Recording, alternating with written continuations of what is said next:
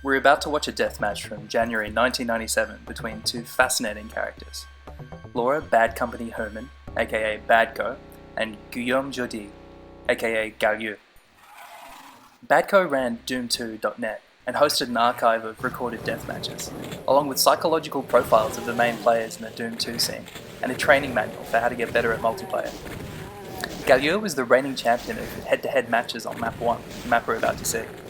He even wrote up a strategy guide specifically for playing on it. The mousepad he's holding in this picture from 7 years later in 2004 was his prize for winning that tournament. The match took place in Montreal, Galiu's hometown. BahdKo drove up from near Baltimore for a LAN party, or a net party as they were called back in January 1997. Playing in person was a big deal back then, but we'll get into that later.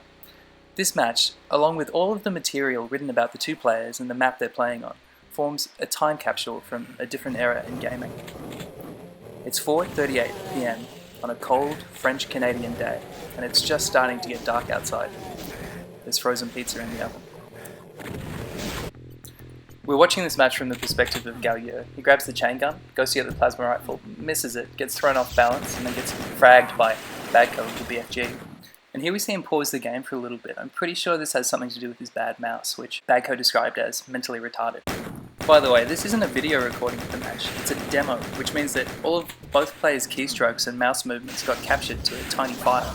You can boot up Doom, load the demo file, and have it pretend that they're actually playing the game, and watch. This whole match weighs in at just 100 kilobytes compressed. This meant that back in the 90s, when everyone just had dial-up modems, players could still share matches and tactics, and it's a big part of why there was a scene at all here. It's also the reason that Quake, Doom's successor, gave birth to modern speedrunning. So after that frag, we see that Galiu's in a very precarious state, and he runs to one of the few spots on the map that has medpacks. It's first to 100 frags, by the way. And now Galiu tries to get the plasma rifle. Apparently it's quite tricky. He messed up the first time he tried just then, and also at the very start of the game, you might remember. It's what threw him off balance and led to his being killed quickly by the BFG. Oh, and there it is again. I wonder if that's a weak swap on him. Notice how the plasma rifle just absolutely blinds you and deafens you. It seems like a major part of the weapon, actually. So the BFG, the gun that he's using right now, is a really interesting weapon and very counterintuitive. But before I dive into the details of how it works, I want to tell you a bit more about the map. It's called Map 1. It looks like this. It's the very first level in Doom 2. It's got two big outdoor areas, 3 medium-sized rooms, and then some hallways connecting them. It was the most popular map for deathmatching in the 90s. Mainly because it was so familiar to players, being the first level of Doom 2. It was filled with lots of different weapons, and it was a lot smaller than other single-player maps. Check out this side-by-side comparison of Map 1 and Map 10. Now, I'm pretty sure that Galiu is lagging behind at this point, but unfortunately I haven't worked out a good way to be able to see BahdKo's score. Now check out this strategic use of the plasma rifle. Galiu uses it to push BahdKo back into that room, put her on the back foot, and then he switches over to the chain gun, which is a lot more accurate and hits the target instantly, and he waits for her to peek her head out. Speaking of chain gun accuracy, there's a technique that's mentioned in BahdKo's strategy guide called pinpoint chain gunning. It's based on the fact that the chain gun, the first 2 bullets that come out of it are perfectly accurate, even though the ones that come after tend to splay outwards. So if you're just able to do 1, 2, 1, 2, 1, 2 like that, and you keep on clicking, then you're able to fire it at almost the same speed but with perfect accuracy. You can probably tell by the way I'm talking about it that I've never been able to do it successfully. Alright, we can see some BFG play here. It's a weapon that's so notoriously difficult to master that BahdKo had to make a special map just for practicing it on. Now, despite how it looks, when you shoot those big green balls of plasma and they blow up, they don't do splash damage to you or anyone else. But the weirdest thing is that after the ball does hit something and explode, these invisible rays fire out in a 45-degree cone from where you were facing. They extend out for what seems to be about 30 meters, and it doesn't matter if you've strafed away, they'll still fire out from where you're standing, but always in the direction of where you originally fired the weapon. So you could spin around, but the rays would still come out. And if you did a 180-degree turn, the rays would come out from behind where you're facing. In Galiu's strategy guide for this level, he actually describes a technique where if you time your blasts right, you can get rays to be coming out from in front of you and behind you at the same time. So covering 90 degrees all around in like 30 meters of death rays. The shotgun is where reflexes and precision aiming matter the most in this game. In a survey I found from 1994, it was by far players' favourite weapon. Now if you listen carefully here, you'll hear a sound. That's the sound of BahdKo respawning. Getting to a player just after they've spawned and all they've got is a pistol is a really good way to get an easy kill. Now both Galiu and BahdKo talk online about how important it is to have 3D surround sound and headphones so that you can quickly pinpoint where your opponent has respawned.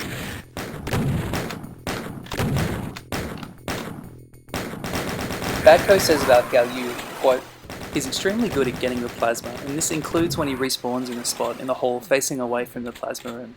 This respawn spot is, for many players, the hardest one to recover from, but because of his ability to consistently get the plasma from this position, the role reverses and it becomes one of his strongest respawn spots. His evasiveness in saving himself from respawn frags is extremely well developed."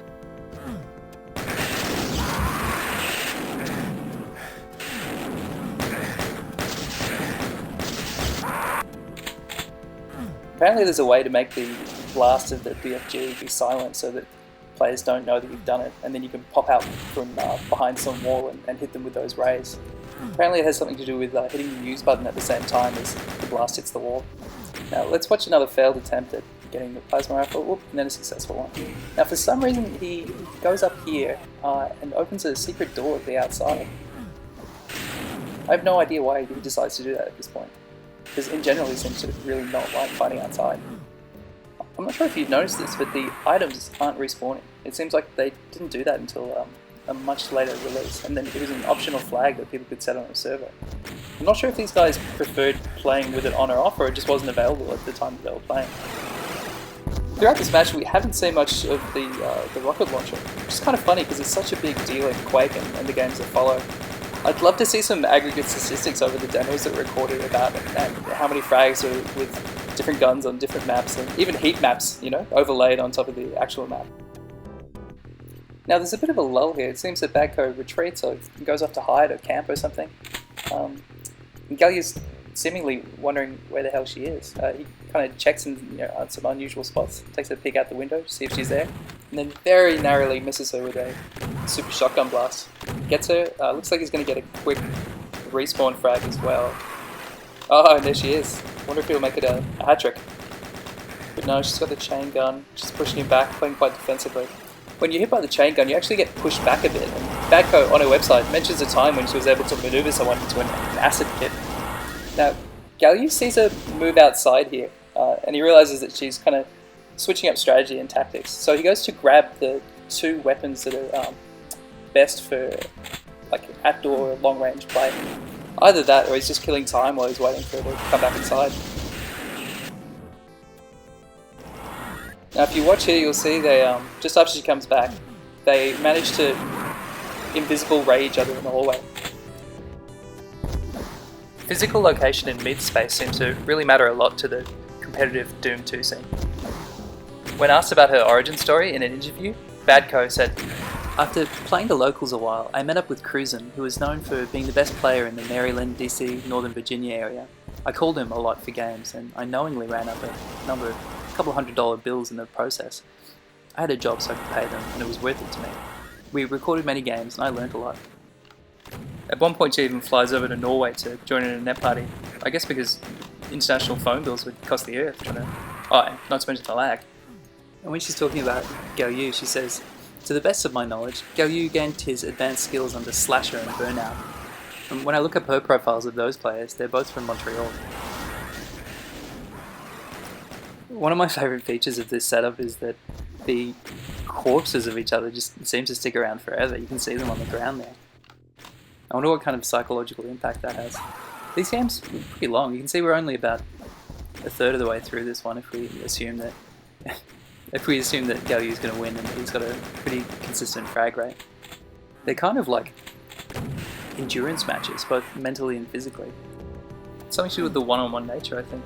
It's not often that you see that these days, especially with action games and first-person shooters in particular.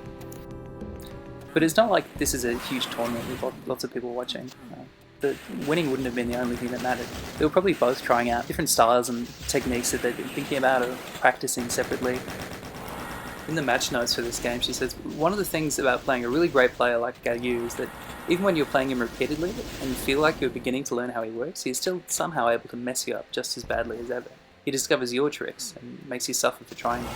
and then as you learn his, he takes your attempt to anticipate his actions and shoves them up your ass. You can tell that they really take the game seriously. There's a quote from BahdKo where she says, "The distribution of valuable Doom demos will certainly continue as long as I am in the scene. It is an important part of what we do to propagate knowledge and support the building of skill."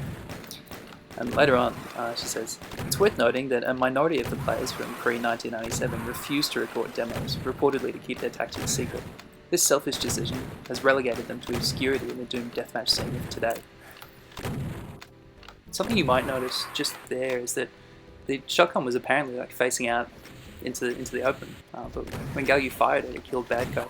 It's because Doom didn't really distinguish vertically in terms of aiming. Like someone could be up on a ledge or something, and you'd fire in their direction. As long as you were horizontally aligned, it would still hit them.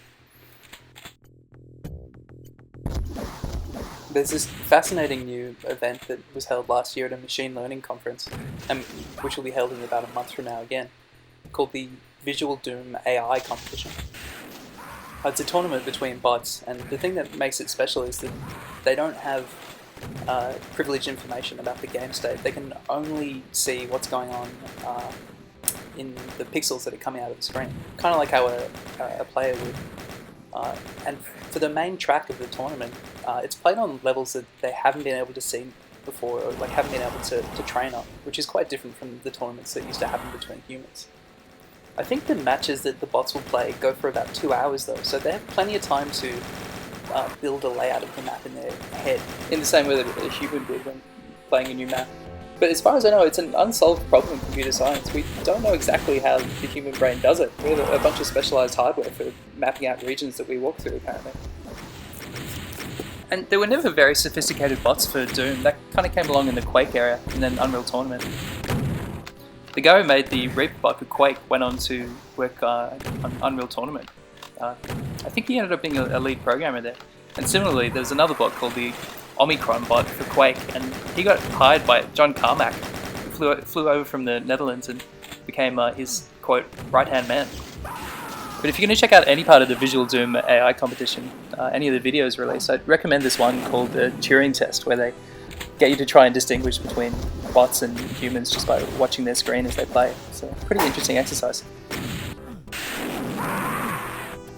Something I was really pleased to find out in my investigations here is that all the competitive players, like pretty much from the start of Doom, were using keyboard and mouse setups, which is just so much better. But for some reason when I was younger, I got it into my head that if you really wanted to be like hardcore and authentic, you were just supposed to use the keyboard. I think a friend told me that once. But in the manual for Doom itself, it actually recommends using the mouse once you're a bit more familiar with the game.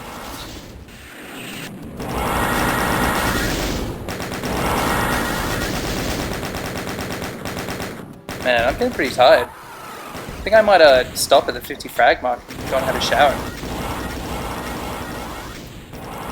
I just need Galiu to hurry up and kill BahdKo.